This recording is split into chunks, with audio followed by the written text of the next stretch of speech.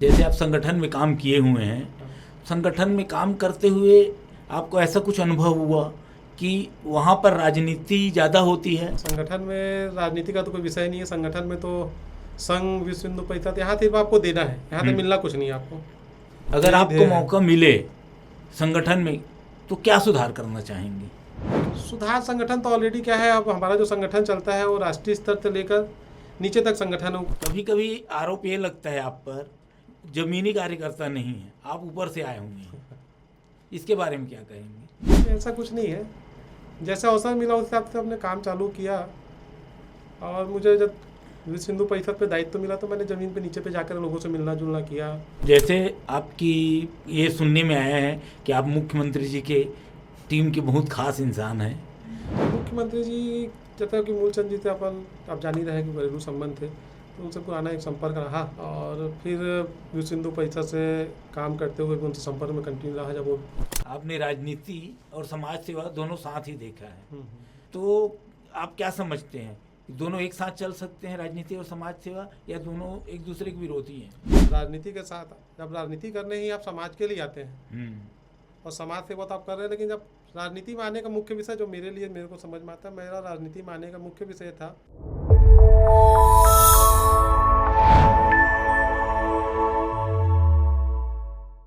नमस्कार, मैं हूं हीरालाल कश्यप, आपका होस्ट, और अभी आप देख रहे हैं हीरा के गोट। आज हमारे सामने में एक ख्यातिनाम शख्सियत उपस्थित हैं, श्री दीपक सोनी जी। राम राम, आप सभी को मेरा राम राम प्रणाम। श्री सोनी जी वैसे किसी परिचय के मोहताज नहीं हैं, फिर भी मैं एक छोटा सा परिचय देना चाहता हूं आपका। आप पहले ऐसे व्यक्ति हैं जो कई क्षेत्रों में एक साथ काम कर रहे हैं।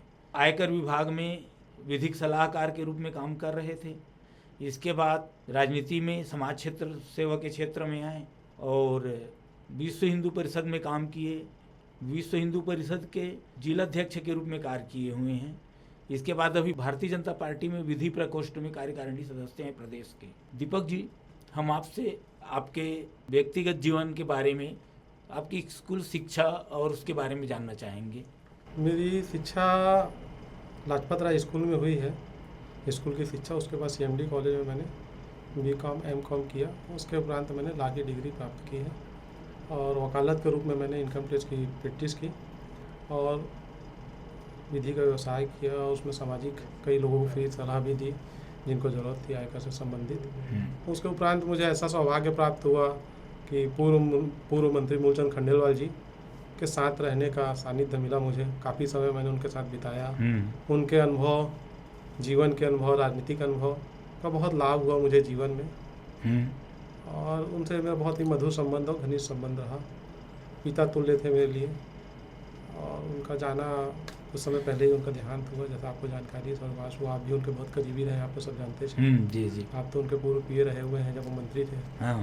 मध्य प्रदेश शासन में खाद्य मंत्री। तो उस समय तो आपका छत्तीसगढ़ में MP, उस समय MP था। उस समय तो आपकी तूती बोलती थी पूरे MP नहीं, ऐसा नहीं है, तूती नहीं बोलती थी। हाँ, लेकिन एक सहायक के रूप में हम काम करते रहे हैं। मूलचंद जी के दाहिने बाहिने हाथ तो आप ही थे उस समय। अब मुझे ऐसा बोल देते हैं लोग। नहीं, ऐसा है, बोल भी देते हैं, मुझे जानकारी है ऐसी। क्योंकि उस समय जो MP में मंत्री होते थे और आज का CM उस समय का मंत्री है MP का। हाँ, तो है, बहुत बड़ा कद था मूलचंद जी का। हाँ जी जी। और बहुत सारी कहानियाँ उनके मुँह से आपके बारे में भी सुना और बहुत अनुभव रहा। और फिर उनके साथ रहते थे, वो बहुत समय बिताया और उनसे बहुत लगाव स्नेह भी रहा। अपनापन जो मिलता है किसी व्यक्ति से, परिवार के अलावा, माता पिता के अलावा, तो मेरे बहुत करीब रहे, पिता तुल्य रहे हमेशा। और हमेशा मेरे को जब भी जीवन में किसी प्रकार की सलाह, किसी प्रकार की मदद, उनसे बहुत मार्गदर्शन मिला। और उनके जाने के बाद एक कमी तो महसूस रही जीवन में। हाँ, विधि का व्यवसाय करते हुए आप अचानक से समाज सेवा के क्षेत्र में कैसे आ गए? आपको कहाँ से प्रेरणा मिली? जैसा आपको जानकारी है कि मूलचंद जी कोटा का चुनाव लड़े थे। हाँ। लास्ट चुनाव उनका कोटा का था। हाँ। तो कोटा चुनाव के समय उनके साथ में काफ़ी समय बिताया। आप तो उनके साथ प्रवास में रहते थे, पिक्चर के पीछे हम लोग भी काम कर रहे थे, आपको जानकारी है। जी जी। उस समय उससे पहले थे उनसे संबंध था। और कोटा चुनाव के समय उनके साथ बैठना उठना होता रहा कंटिन्यू। उसके बाद राजनीति में थोड़ा इंटरेस्ट था, लेकिन इतना भी इंटरेस्ट नहीं था कि राजनीति आके करना है। एक विचार था, राजनीति में अपने विचार रखते थे और कैसा क्या होना चाहिए, ऐसा एक विचार रहता था कि राजनीति में जाना चाहिए अच्छे लोगों को। लेकिन ये कहीं ऐसा कुछ नहीं था कि अपन जाए राजनीति में, ऐसा कुछ नहीं था। फिर मूलचंद जी के साथ बैठना, तो जैसा आपको बताया कंटिन्यू होता रहा। तो उन्होंने बोला कि तुम सामाजिक जीवन में जाओ और राजनीतिक जीवन में जाके काम करो। उनको तो मैं बाबू जी ही बोलता था। तो बोले जाओ। मैं बोला मेरे तो ऐसा कुछ इंटरेस्ट है नहीं। मैं तो पहले आपको एक आध बार बोला कि मैं थोड़ा बहुत इच्छा है, तो आप बोले नहीं है, ठीक नहीं, मत करो, अपने व्यवसाय में रहो, ज़्यादा अच्छा है। फिर बोले नहीं तुम जाओ, तुम कर लोगे, तुम अच्छा कर लोगे, तुमको जाना चाहिए। तो उनकी इच्छा थी और थोड़ा अंदर से थोड़ा सा इंटरेस्ट तो था। उनकी इच्छा और थोड़ा अपना इंटरेस्ट देखते हुए मैं फिर राजनीतिक जीवन में आया। राजनीतिक जीवन में सबसे पहले मुझे स्वर्गीय काशीनाथ जी, जो संघ के यहाँ के प्रमुख रहे, उनका सानिध्य प्राप्त हुआ। उनसे मूलचंद जी ने मिलवाया। तो काशीनाथ जी ने मुझे उस समय राम मंदिर का समर्पण निधि के अभियान चल रहा था जी। हाँ। तो उसी समय मुझे काशीनाथ जी ने विश्व हिंदू परिषद में भेजा। और उस समय जो विश्व हिंदू परिषद में यहाँ पे समर्पण निधि की टीम थी, उसके साथ मैंने काम किया। जो कैश का काम था, हिसाब किताब का काम और लोगों से समर्पण निधि मांगने का काम, वो सब काम मैं वहाँ से विश्व हिंदू परिषद जुड़ा, वहाँ काम किया। मुझे बहुत अच्छा लगा उस बीच में। वहाँ काम करते करते करते करते सभी लोगों से मेरी अच्छी जान पहचान हुई, संघ में आना जाना रहा कंटिन्यू। उसी बीच में अचानक एक चर्चा चली संगठन में, विश्व हिंदू परिषद में, कि आपको दायित्व देना है, आप काम करोगे। तो मैं बोला मेरा तो काम करना तो है ये समाज का। बोला बिना दायित्व कोई कर सकते नहीं। बोले दायित्व आपको देंगे, आप काम करिए। तो वहाँ मुझे एक जिला सहमंत्री का दायित्व मिला। उसके बाद जिला सहमंत्री के दायित्व में काम किया तो मेरा भी इंटरेस्ट बढ़ा, संगठन को समझने का अवसर मिला, कैसा क्या होता है संघ संगठन, अनुसांगिक संगठन, और काम करने के लिए सिंधु परिषद की कार्यशैली कैसी है, संगठन में कैसे अनुशासन से काम करना है, कितनी बाउंड्रियाँ हैं, किस बाउंड्री को पार करना है, नहीं करना है, कैसे आप समाज के बीच अपना विषय रखना है, वो सब सीखना मुझे संगठन से मिला, विश्व हिंदू परिषद से। उसी के बाद मुझे आगे काम को देखते हुए फिर संगठन के लोगों ने बोला आपको जिले का कार्याध्यक्ष का दायित्व दे रहे हैं, अब जिले का कार्याध्यक्ष का दायित्व निभाएंगे। तो जिले का कार्याध्यक्ष का दायित्व रहा। जैसे आप संगठन में काम किए हुए हैं, संगठन में काम करते हुए आपको ऐसा कुछ अनुभव हुआ कि वहाँ पर राजनीति ज़्यादा होती है, संगठन में समाज सेवा का काम कम होता है, ऐसा कुछ लगा? नहीं, ऐसा कुछ नहीं है। संगठन में राजनीति का तो कोई विषय नहीं है। संगठन में तो संघ, विश्व हिंदू परिषद, यहाँ सिर्फ आपको देना है, यहाँ से मिलना कुछ नहीं है आपको। तो वहाँ ऐसा कोई भाव नहीं रहता। वहाँ तो सिर्फ देना है समाज को, आपको तन मन धन सब समर्पित देश को। अगर आपको मौका मिले संगठन में तो क्या सुधार करना चाहेंगे? किस संगठन की बात? आप जिस संगठन में रहे हैं उस संगठन विश्व हिंदू परिषद। विश्व हिंदू परिषद सुधार संगठन तो ऑलरेडी क्या है, अब हमारा जो संगठन चलता है वो राष्ट्रीय स्तर से लेकर नीचे तक संगठन है। ऊपर के अधिकारियों से निर्देश आता है, फिर जिले, फिर राज्य में आता है, प्रांत में निर्देश आता है, प्रांत के बाद नीचे टोली में आता है। तो एक पूरी रो चलती है। तो वहाँ ज़्यादा सुधार की कुछ गुंजाइश नहीं है और सब कुछ संगठन पे नियम से चल रहा है। और बड़े वहाँ बहुत बड़े बड़े बुद्धिजीवी लोग बैठे हैं, हमारे प्रचारक बैठे हुए हैं। जैसा कि आपको जानकारी होगा, हर संगठन में एक प्रचारक होते हैं। हर संगठन का संगठन महामंत्री प्रचारक के रूप में ही होता है। तो वहाँ पे सब लोग ऐसे लोग हैं जो पूर्णकालिक लोग हैं, कई लोग जो काम करते हैं। तो उस संगठन में मैं तो बहुत छोटा मोटा कार्य करता हूँ। उस संगठन में सलाह देने योग्य भी नहीं हूँ। तो संगठन का कभी भी निर्देश मिलता भी हूँ, जरूर बीजेपी का काम कर रहा हूँ, लेकिन जब भी संगठन के वरिष्ठ लोगों का या हमारे आदरणीय लोगों का, हमारे साथी लोगों को निर्देश मिलता है कि भैया यहाँ कुछ काम है, ऐसा है, आपका सहयोग चाहिए, तो तत्पर रहते हैं करने के लिए। नहीं तो संगठन में क्या होता है कि एक छोटे से छोटे कार्यकर्ता का और बड़े कार्यकर्ता सब एक समान होते हैं। हाँ, है कि नहीं? तो वहाँ पर हर एक की बात सुनी जाती है। कभी कभी आरोप ये लगता है आप पर जमीनी कार्यकर्ता नहीं है, आप ऊपर से आए होंगे, इसके बारे में क्या कहेंगे? ऐसा कुछ नहीं है। जैसा अवसर मिला उस हिसाब से हमने काम चालू किया। और मुझे जब विश्व हिंदू परिषद पे दायित्व मिला तो मैंने ज़मीन पे नीचे पे जाकर लोगों से मिलना जुलना किया, बस्ती बैठक की, टोली बैठक की, छोटी छोटी बैठकें की, बहुत सारे काम किए उसमें। तो ज़मीन से जुड़ा हुआ तो मैं हूँ ही ऑलरेडी। ऐसा कोई काम जो आप विश्व हिंदू परिषद में काम करते हुए रहे जो यादगार रही हो? हाँ, एक घटना बहुत यादगार थी। जैसा कि आपको जानकारी हो, उस समय जब विश्व हिंदू परिषद का जिला अध्यक्ष था, उस समय एक घटना हुई थी रतनपुर पे। कांग्रेस का शासन था। रतनपुर पे एक घटना हुई थी। हाँ। रतनपुर पे एक घटना ऐसी थी कि उसमें रतनपुर की एक लड़की थी, एक मुस्लिम लड़के के बीच में कुछ विवाद था। वो लड़का उस लड़की से छेड़छाड़ करता, तो लड़की ने कुछ उसके ऊपर आरोप लगाए थे, जिसके कारण वो लड़का जेल पे था। कुछ वो लड़की का शोषण होता, उस लड़के ने किया था, मारपीट की थी, जिसके एवज में पुलिस ने FIR करके उस लड़के को FIR करके वो लड़का जेल पे चले गया। उसके बाद उसमें क्या हुआ हम्म। कि वो जो लड़की जो जिसने FIR कराई थी, हम्म। उसकी माँ के नाम पे एक पास्को एक्ट पे एक धारा रजिस्टर्ड की गई। अच्छा, मतलब फर्जी। हाँ, और फर्जी मतलब कहने का मतलब जैसे आप हाँ, समझ रहे हैं हाँ। बात, विशेष जानकारी पूरे बिलासपुर को ही कंटिन्यू, क्योंकि वो विषय मीडिया में चला। हाँ, हाँ। एक मुझे सूचना प्राप्त हुई और संगठन के लोगों को सूचना प्राप्त हुई, और मैंने कुछ संगठन के लोगों को रतनपुर गया, पूरे मामले को समझा हमने क्या क्या है, तो हमें पता चला कि उसकी माँ को सिर्फ इसलिए पास्को एक्ट पे कांग्रेस की सरकार और वहाँ के कुछ लोगों ने मिलकर, जो कांग्रेस विचारधारा के लोग थे, सिर्फ इसलिए उसे पास्को एक्ट पे फंसाया था कि वो लड़की मुस्लिम लड़का उसके साथ अनाचार कर रहा था, उसे छुड़ाने के लिए कि आप इस धारा पे आपको तब छोड़ेंगे, तुम्हारी माँ जब छूटेगी, ये धारा जब हटेगी, जब तुम अपनी पहले वाली FIR वापस लोगे या कंप्रोमाइज़ करोगे। अच्छा। सिर्फ इसलिए वो FIR की गई थी। उसके बाद हम लोगों ने वहाँ पे कंटिन्यू लगातार आंदोलन किया, वहाँ हफ्ता भर आंदोलन चला, थाना घिराव हुआ, जो करते बन सकता, जितनी ताकत थी मुझ में, संगठन में और हिंदू समाज ने सब कुछ झोंकी, सभी समाज के लोग वहाँ खड़े हुए, रतनपुर के लोकल लोग भी खड़े हुए। तो वहाँ पर आपको बताना चाहूँगा कि वहाँ पे एक अच्छा रिजल्ट आया।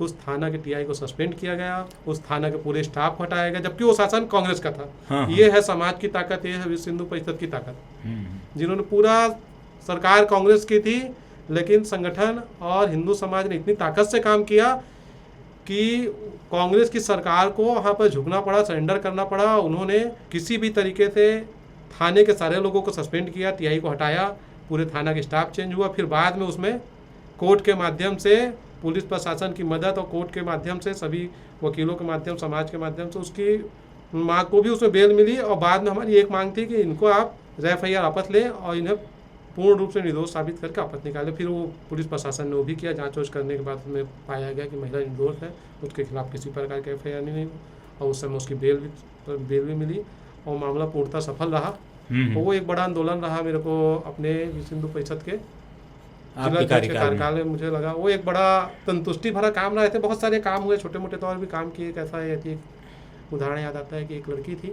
मैं विजयपुरम में मेरा निवास जैसा आप जानते हैं, तो एक महिला, उस समय विश्व हिंदू परिषद के कुछ बैनर लगे थे कार्यकर्ता जोड़ने के लिए, तो एक महिला ने मेरा नंबर लगा के फ़ोन किया और मिलने आई। तो बोली मेरी लड़की को एक लड़का ले गया है भगा के, बहला फुसला के, और वो लड़का था क्रिश्चियन समाज का लड़का था। अच्छा। तो बहला फुसला के उन्होंने ऐसा वैसा करके उसको ले गया। वो लड़की मेरी आ नहीं रही है, ऐसा ऐसा मुझे पता चला। और लड़की पढ़ती थी दूर के कॉलेज में। तो फिर मैंने और हमारे विश्व हिंदू परिषद के एक जिला संयोजक है, आप जिनको जानते होंगे, जिनका बड़ा नाम है दीपक सिंह जी, उनसे मेरी बात हुई। उससे बात होने के बाद मैंने उन्हें कहा कि भाई साहब ऐसा ऐसा विषय है, तो हमको उनकी मदद करना चाहिए। तो मैं और दीपक सिंह तुरंत हम लोग दूर की ओर प्रस्थान किए गए, उस लड़की को ढूंढे ढाड़े जो भी किए, वहाँ पे लड़की मिली नहीं हमें। फिर उनकी माँ को भी साथ में ले गए। उनकी माँ को हमने समझाया कि संगठन आपके साथ है, ऐसा वैसा सारा विषय हमने समझाया कि आपके साथ हम सब तरीके से खड़े हुए हैं। तो उसके बाद वो लड़की तो उस दिन मिली नहीं, उनके माँ लोग वहीं रुक गए। हम लोग बोले हमारी जब जरूरत पड़ी हम आ जाएंगे। हमारे कुछ कार्यकर्ता थे लोकल, वहाँ पे हमने उनको बता दिया था कि इनकी मदद करनी है। फिर आपको बताना चाहूँगा कि संगठन और समाज जब किसी के साथ खड़ा होता है तो उनको कितनी ताकत आती है। दूसरे दिन की घटना है, वहाँ कोई नहीं था, सारे कार्यकर्ता चले गए थे, हम लोग आ गए थे वापस। उसकी माँ कॉलेज गई, दुर्ग कॉलेज में, वहाँ पे जो भी कॉलेज का नाम नहीं बोलूँगा क्योंकि लड़की का विषय नाम भी नहीं बताऊँगा। तो उस कॉलेज में गई, उसकी माँ ने वो लड़की को वहाँ पे मिली, लड़की को लेकर आ रही थी। लड़का उसको रोकना चाहा उनके माँ बाप को, तो उनके माँ बाप जो इतने डरे सहमे हुए थे उस लड़के थे, वही स्पॉट पे भरी भीड़ उसे मारा पीटा। अच्छा। और लड़की को अपने साथ लेकर आ गए। तो ये समाज की एकता की ताकत है। ये संगठन इस प्रकार का काम करता है। और संगठन बहुत सारा काम ऐसा भी करता है जो दिखता नहीं है। जैसे आपकी ये सुनने में आया है कि आप मुख्यमंत्री जी के टीम के बहुत खास इंसान हैं, तो आपकी मुख्यमंत्री जी से जान पहचान कैसे हुई और उनके संपर्क में कैसे आए? मुख्यमंत्री जी जैसा कि मूलचंद जी थे, अपन आप जान ही रहे हैं कि घरेलू संबंध थे, तो उनसे पुराना एक संपर्क रहा। और फिर विश्व हिंदू परिषद से काम करते हुए भी उनसे संपर्क में कंटिन्यू रहा। जब वो प्रदेश यहाँ जिले के प्रदेश के अध्यक्ष थे, भाजपा प्रदेश अध्यक्ष थे विष्णु देसाई जी, तो उनसे संपर्क में लगातार रहा। उनके प्रवास में मेरा आना जाना, जब मेरे पास संगठन का यहाँ काम नहीं था तो उनके साथ प्रवास में रहता था, क्योंकि बहुत अनुभवी है। तो उनसे उनके अनुभव का लाभ लेने के लिए उनके साथ काफ़ी समय बिताने का बहुत अवसर मिला, सुअवसर मिला। तो उनके साथ प्रवास में रहते रहे हम लोग कंटिन्यू। तो जब भी वो प्रवास में जाते थे छत्तीसगढ़ में, खासकर बिलासपुर जिले के आसपास, तो उनके साथ में रहता था। उनके साथ रहने तो हमें सीखने का ही मौका मिला, राजनीति में कैसे रहना चाहिए, क्या करना चाहिए, क्या नहीं करना चाहिए। और सबसे ज़्यादा उनसे सीखने एक चीज़ मिला कि बोलना कम चाहिए। आप जब वो मुख्यमंत्री बने तो आप उनके साथ ही थे हाँ, जिस समय घोषणा हुई, तो आपको पहले से पता था क्या वो मुख्यमंत्री बनने वाले हैं? जिस हिसाब से कि आपकी तैयारी देखा मैं कि बिलासपुर में पहले से होर्डिंग और वो बैनर पोस्टर लग गया था, पहले से पता चल गया था क्या? ये ऐसा एक अंदेशा तो हम लोगों को था कि छत्तीसगढ़ में कोई बड़ा नेता अगर आदिवासी नेता है, और आदिवासी क्या आप ऐसा भी बोल सकते हैं, छत्तीसगढ़ का सबसे बड़ा कोई नेता है जो निर्वाधित है, जो जनता के बीच में सबसे प्रिय है और सबसे ईमानदार नेता है, वो हमारे आदरणीय मुख्यमंत्री विष्णुदेव साय जी हैं। और पार्टी ने उनके 30 साल की तपस्या जो राजनीति में रहे, कोई दाग नहीं रहा, उस तपस्या को उन्हें फल दिया गया और वो मुख्यमंत्री बनने के लिए मेरे ख्याल से छत्तीसगढ़ में सबसे सुयोग्य योग्य व्यक्ति रहे अभी, इसलिए उन्हें मुख्यमंत्री बनाया गया है। और रहा विषय, मुझे पहले से जानकारी थी, ऐसा कुछ जानकारी संगठन के बाहर आती नहीं, हमारा तो अंदेशा था ऐसा। आप तो सामाजिक कार्यकर्ता के रूप में काम कर ही रहे हैं, आपका एक एनजीओ भी है, हाँ, उस एनजीओ में भी काम कर रहे हैं, तो आपके एनजीओ क्या उद्देश्य हैं? एनजीओ में अभी एक काम हमने एनजीओ में किया था जिसकी आपको जानकारी, आप भी उस काम में साथी में थे हमारे। मोदी युग का एक कार्यक्रम, मोदी जी की एक किताब बनी थी, किताब आई थी जिसमें मोदी @20 के नाम से। उसी किताब के संबंध में हमने एक मोदी जी की जीवनी, मोदी साल के 20 साल की राजनीतिक यात्रा का एक डॉक्यूमेंट्री बनाया था, जो इसी स्टूडियो में बनी थी, आपको ये भी याद होगा। वो एक डॉक्यूमेंट्री बनाई थी, उस डॉक्यूमेंट्री को बहुत प्रशंसा मिली, उसका एक बड़ा कार्यक्रम भी कराया था। और फिर कुछ कुछ काम अपन एनजीओ में कर रहे हैं, लगातार समाज से जुड़े हुए काम, जन जागरण का काम, ये सब विषय चल रहा है। बहुत ज़्यादा काम तो नहीं हो पाया, लेकिन अभी और क्या योजनाएं हैं आपकी एनजीओ के मार्फत काम? अभी एनजीओ में हमने डिसाइड किया है कि अब एनजीओ में हर साल कम से कम अपन किसी महान विभूतियों पे या किसी महान संगठन पे एक डॉक्यूमेंट्री बनाएंगे, ऐसा डिसाइड किया है संगठन में जो हमारे पदाधिकारी और जो कार्यकर्ता है, ऐसा डिसाइड हुआ है। तो अब आने वाले समय पर आपको जल्दी ही कुछ उसमें मिलेगा, एक आध डॉक्यूमेंट्री मिलेगी। बाकी सामाजिक काम तो चल ही रहे हैं। आपके जीवन का ऐसा कौन सा पल था जो आपको पूरी तरह बदल दिया? किस क्षेत्र की बात कर रहे हैं? पूरे जीवन की बात कर रहे हैं? पूरे जीवन की बात कर रहे हैं, जिसमें आपका एक टर्निंग पॉइंट मिला। अब मेरे को तो ऐसा लगता है कि जैसे जिस प्रकार से मैं अपने व्यवसाय में ही मस्त अपना व्यवसाय कर रहा, शांति से और पारिवारिक जीवन जी रहा, तो उसी बीच में मुझे राजनीति में और सामाजिक जीवन में आना ही मेरे बहुत अंदर बहुत बड़ा बदलाव आया। विचारधारा में बदलाव आता है आने से, बहुत सारी चीज़ें बदली। अब तो ऐसा हो गया, पहले तो ये था कि काम करते थे, अब काम इसलिए कर रहे हैं कि राजनीति करना है। अच्छा। पहले ये था कि काम करना था इसलिए राजनीति कर रहे थे, एक समय ऐसा ध्येय रहता है जब युवा रहते हैं तो। हाँ। अब ऐसा ध्येय है कि काम इसलिए करना है कि राजनीति करना, काम इसलिए करना है कि राजनीति करना। राजनीति में एक बड़ा मैंने अर्थ भी रखता है, जैसा आप जानते हैं, अर्थ के बिना राजनीति हो नहीं सकती। आपको प्रवास करना है, आपके व्यक्तिगत खर्चे हैं, पारिवारिक खर्चे हैं, तो वो सब निर्वाह करना है आपको, तो इसलिए अर्थ की जरूरत तो पड़ती है। आपने राजनीति और समाज सेवा दोनों साथ ही देखा है, तो आप क्या समझते हैं, दोनों एक साथ चल सकते हैं, राजनीति और समाज सेवा, या दोनों एक दूसरे के विरोधी हैं?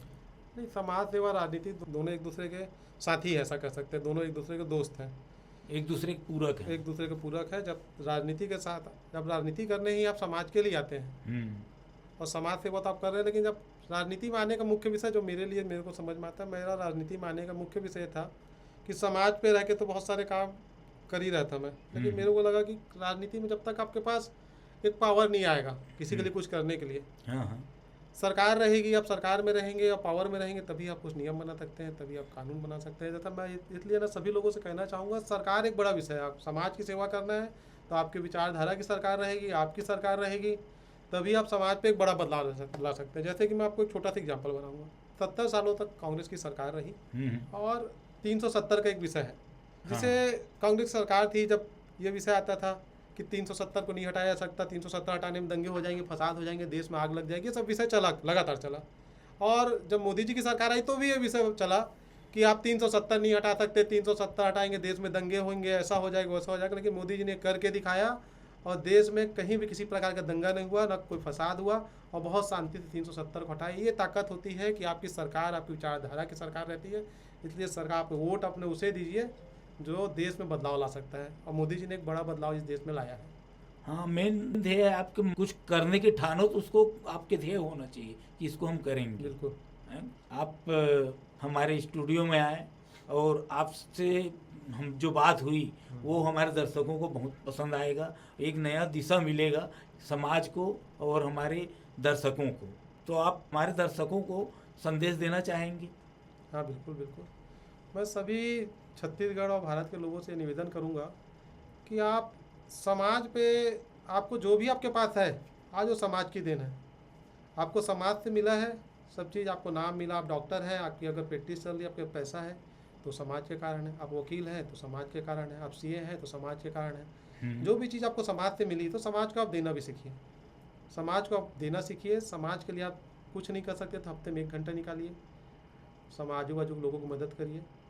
ये आपको करना पड़ेगा। जब आप किसी की मदद करेंगे तभी आपके लिए कोई लोग खड़ा होगा। पैसा बस काम नहीं आता है। एक एग्जाम्पल है, हाँ, कश्मीर पे हमने देखा किस तरह कश्मीर पे, वहाँ कश्मीरी पंडितों को हटाया गया। क्या पैसा नहीं था उनके पास? उनकी हाँ। बड़ी बड़ी कोठियाँ थी, पैसा हाँ। काम आया क्या? उनको नहीं आया ना। इसलिए आप अपने समाज को, हिंदू समाज को, सनातनी समाज को एकत्रित करने में अपना योगदान करिए। और पैसा, सिर्फ पैसा काम नहीं आएगा आपको, समाज ही काम आएगा आपके। समाज में जो समाज के लोग रह रहे हैं उनके साथ मिलकर संगठित होकर चलेंगे तब यह देश, यह समाज आगे बढ़ेगा। तो मेरा यही निवेदन है कि आप लोग समाज पे अपना योगदान दें और एकत्रित रहें। और हिंदू समाज से तो मेरा पुनः आग्रह यह है कि आप लोग हफ्ते में 1 दिन कम से कम मंदिर जाएं, एकत्रित हों और वहाँ पूजा पाठ करें और अपनी समस्याओं का आदान प्रदान करें। और एकत्रीकरण का विषय मुख्य विषय है। पहले भी हमारे समाज में जो पहले 1 आध पीढ़ी पहले जाएंगे तो सभी लोग समाज मंदिर पे उपस्थित होते थे डेली। आज ठीक है, व्यवस्था का दौर है, लेकिन हम लोग हफ्ते में 1 दिन मंगलवार को कम से कम जाके हनुमान चालीसा का पाठ तो कर ही सकते हैं, जिससे क्या है, श्रद्धा भाव भी हो जाएगा और सबको एक दूसरे से मिलना होगा, समस्या का निदान भी होगा। तो मेरा यही संदेश है कि समाज में एकत्रित रहें। और एक और संदेश है, आप उस सरकार को चुनें जो राष्ट्र हित में हो, जो राष्ट्र का भला चाहे, जो राष्ट्र को आगे बढ़ाने में अपना योगदान रखे। दीपक जी, अभी तक जो आप काम कर रहे हैं इतने दिनों से समाज सेवा के क्षेत्र में, राजनीति के क्षेत्र में, तो ऐसा कुछ महसूस हुआ कि आपका एक बहुत ही कठिन समय से गुजरा हो? वो कौन सा समय था जिसको आप दर्शकों से शेयर करना चाहेंगे? 2 विषय है। एक तो पर्सनल जीवन पे बोलेंगे तो एक व्यक्तिगत जीवन पे, मेरे एक छोटा भाई था मेरा, तो उसका 2013 में एक रोड एक्सीडेंट हुआ, जिसका ट्रीटमेंट के बाद उसको एक्सपायर कर गया। वो एक बड़ा कठिन दौर रहा जीवन में, क्योंकि अपनों को जाना कोई शब्द नहीं है कहने के लिए। वो आज भी वो पेनफुल है, वो जीवन भर रहता है। एक वो कठिन दौर रहा। और राजनीतिक जीवन में बोलेंगे, राजनीतिक जीवन में बहुत ज़्यादा ऐसा कुछ हो रहा नहीं, लेकिन एक उसमें मूलचंद जी का आशीर्वाद रहा हमेशा। तो उनका जाना एक राजनीतिक खालीपन तो है हमारे लिए मार्गदर्शन के रूप में। वो तो मेरे लिए भी है। वो उनका रहना हमेशा मेरे को मार्गदर्शन उनसे मिलता रहा। ऐसा ही बोल सकते हैं कि एक मार्गदर्शक हमारे और थे मुख्यमंत्री जी, वो थोड़ा मुख्यमंत्री बनने के कारण उनका मार्गदर्शन थोड़ा बढ़ गई है, बढ़ गई, तो उनका मार्गदर्शन कम मिल पाता है। फिर भी लेकिन कभी जरूरत पड़ती है किसी विषय पे तो हमेशा अपना मार्गदर्शन देने के लिए देते हैं हमें, और उनका आशीर्वाद और मार्गदर्शन तो प्राप्त। जैसे कि आप स्वर्गीय मूलचंद जी की बात कर रहे हैं, तो उनके बारे में बता दूंगा, जहाँ पर हम आज बैठ के पॉडकास्ट के जो आप देख रहे हैं, कर रहे हैं, ये उन्हीं की देन है। हाँ, मेरे को याद है कि जब शुभारंभ हुआ था इसका स्टूडियो का, हाँ, उनके साथ ही था। हाँ, वो आपके साथ ही थे और वो खुद इस स्टूडियो का उद्घाटन करने आए हुए थे। और आप हमारे दर्शकों को एक संदेश दीजिए कि हमारे चैनल को देखें, सब्सक्राइब करें। सभी लोगों हीरा से की गोट निवेदन है कि ये बहुत अच्छी एक शुरुआत की है हीरा की गोट हमारे कश्यप भैया जी ने। आप सभी इसे सब्सक्राइब करें, लाइक करें और अधिक से अधिक इसे शेयर करें।